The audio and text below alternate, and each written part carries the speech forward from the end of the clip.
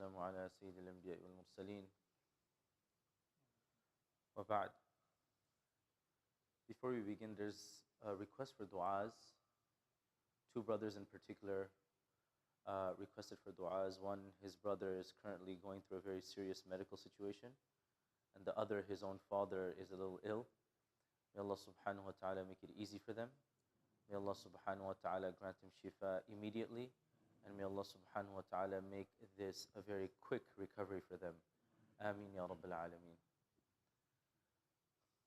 With the day of Eid really not too far away, and as the Hujjaj are saying, Labbaik Allahumma Labbaik, you know, subhanAllah, one of the differences between Eid-al-Fitr and Eid-al-Adha is that in Eid-al-Fitr, you don't have to work hard to be reminded about Eid.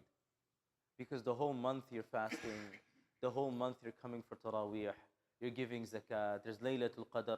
The entire atmosphere is such that everyone is looking forward to Eid and everyone is preparing for Eid. In the West in particular, Eid-al-Adha is the opposite, because we're just busy with our lives like normal. That I have my work, normal. I have my routine, normal. Yeah, I know sometime next week, what is it? Next Wednesday, Thursday, Friday, 2 weeks, 3 weeks, when is Eid? I just know, inshallah, right before the time, I'm going to make sure I call somebody and tell them, hey, when is Eid? I don't really know, because why? I'm not building up to it. I'm not in the mindset. And that's why nowadays they say mindfulness is very important. Intentionality is very important. And the opposite is true in other countries, like majority Muslim countries.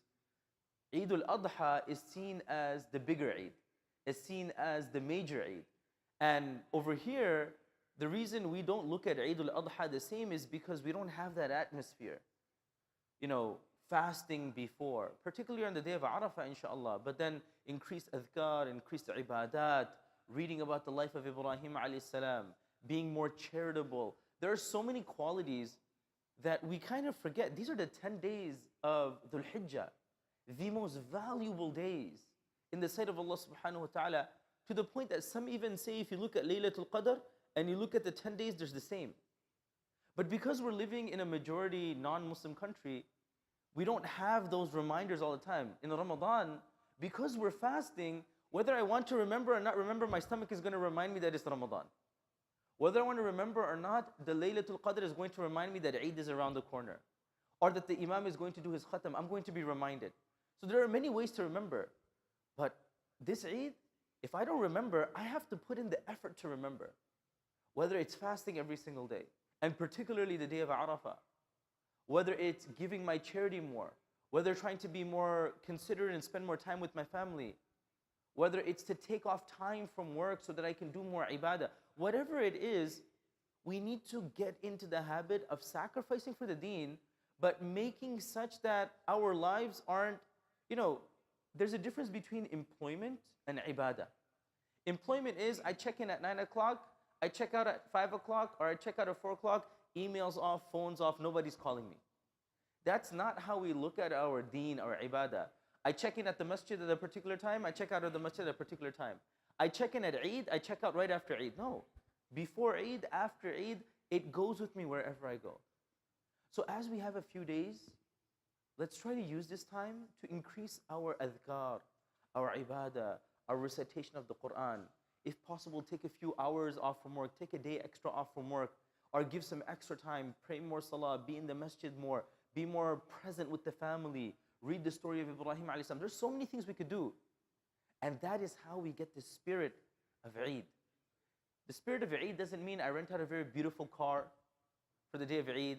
I have a big open door for everybody to come. MashaAllah, that's great. Having a car is great. Wearing my best clothes is great. But, Labbaik Allahumma Labbaik. Allahu Akbar, La ilaha illallah, Allahu Akbar, Walillahil hamd. What are all of these reminders that we have a greater purpose in this life? May Allah subhanahu wa ta'ala inspire us to be ready for the day of Eid and be ready even after the day of Eid. May Allah subhanahu wa ta'ala make it such that we sacrifice in our lives so that the last day of our life is also Eid and the akhirah is also Eid for us as well. Ameen ya Rabbil Alameen. Jazakumullah khairan. Wassalamu alaikum.